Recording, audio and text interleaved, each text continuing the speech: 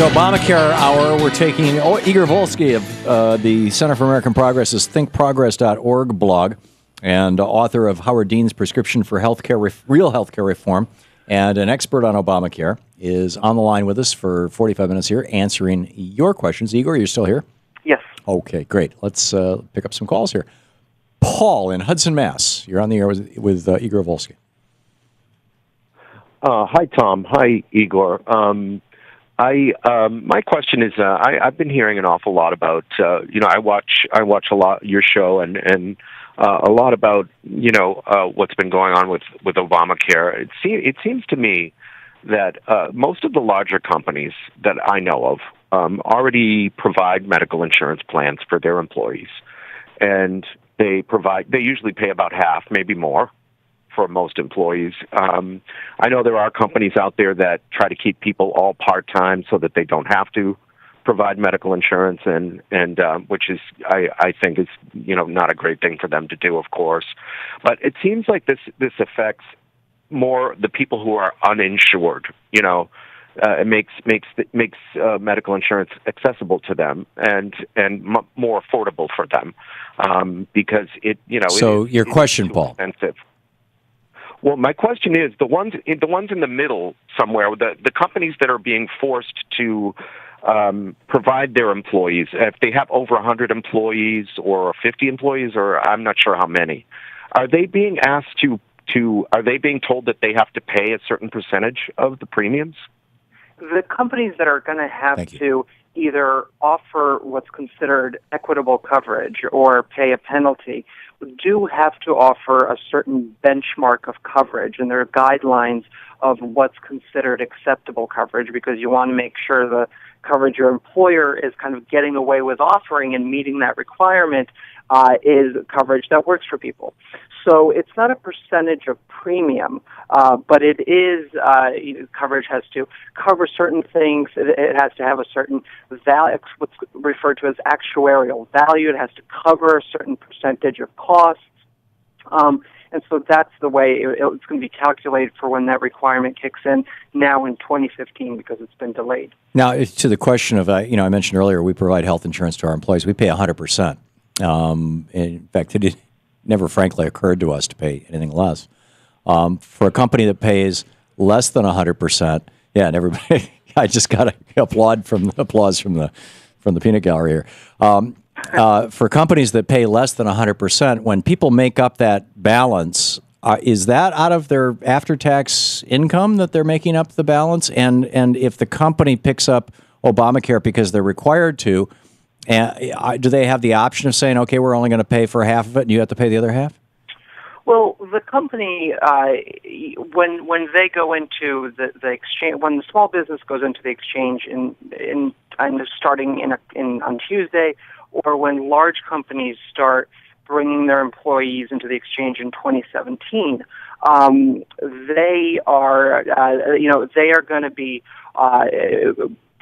they're going to be looking through the plans that meet the requirements of the Affordable Care Act. So those are the kind of comprehensive coverage plans we've been talking about that have different. But the question is, does that act require employers to pay a minimum percentage of the cost? That they can't dump. They can't say to their employees, "Okay, we're going to pick up 20% of the cost in order to meet the way it's calculated is the employer.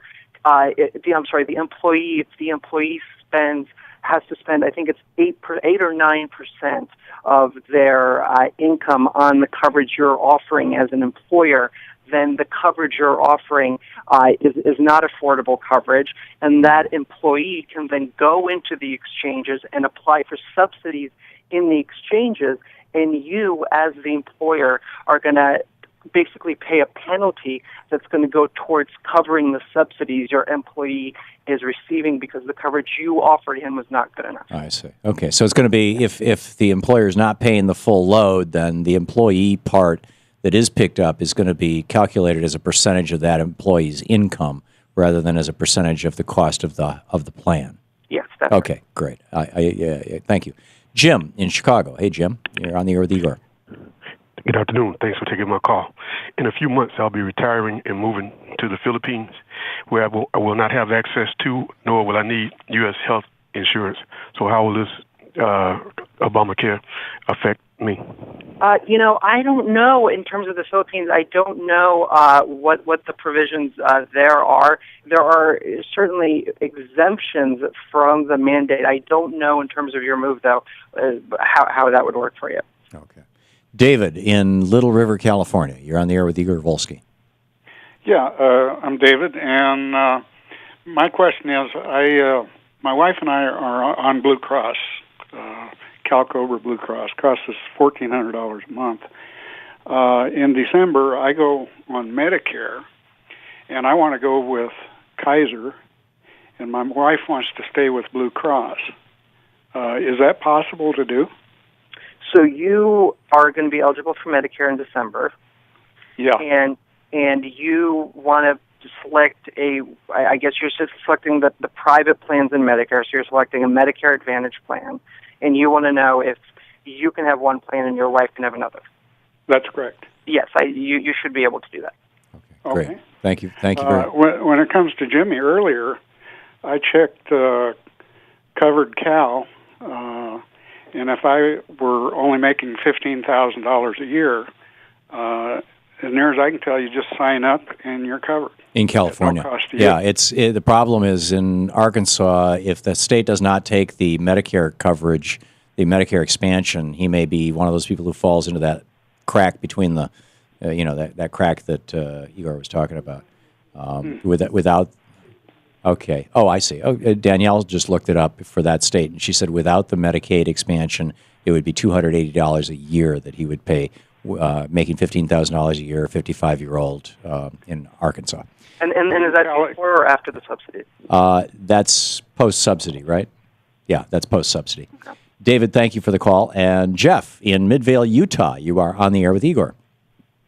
Hi, I had a couple of points to make on an unrelated subject, but about having to do with disability. But so, as far as I understand it, though, is for states that aren't taking the Medicaid expansion, and I'm in one that's basically, I think, stalling until the very, very end, Utah. And so does that essentially mean I'm one of the people who fall through the cracks since I'm disabled and gross about $10.10 a month? Well, are you on Medicaid now? No, I actually can't afford the spend down. That's the spend down. Yeah, talk about existing problems in the healthcare system. If you do you have any kind of healthcare coverage now? I have Medicare, but it's really not adequate for my conditions, and the bills are mounting. We'll put it that way. It sounds like you're in that sliver of people who are kind of a little bit in no man's land in terms of, where to turn and how to get more affordable coverage.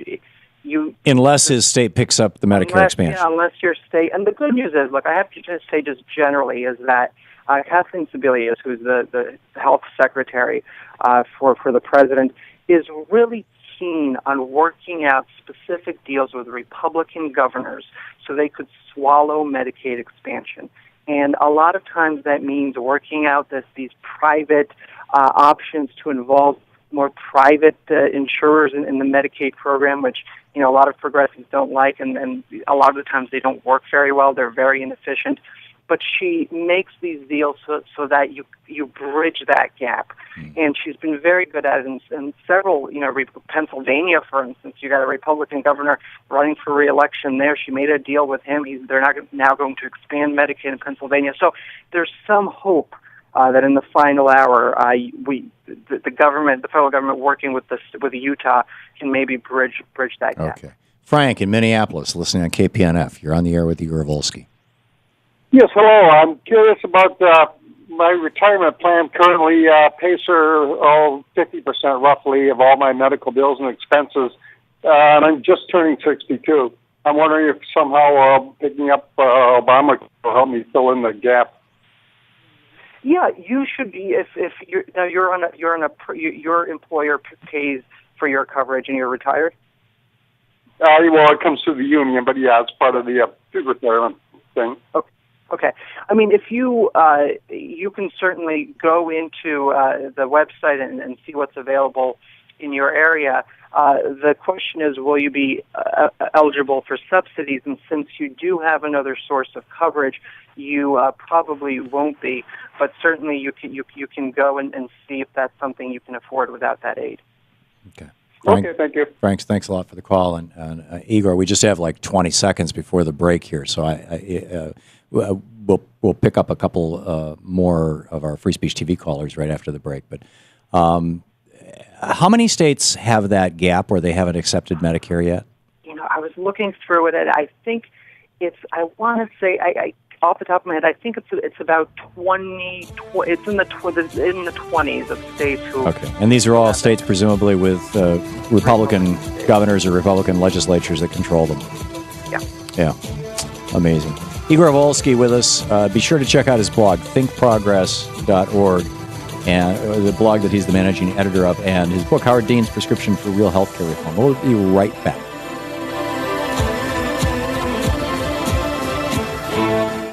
You're listening to the Thom Hartmann Program. Visit thomhartmann.com for audio and video archives. That is thinkprogress.org, Igor's work. Igor Volsky.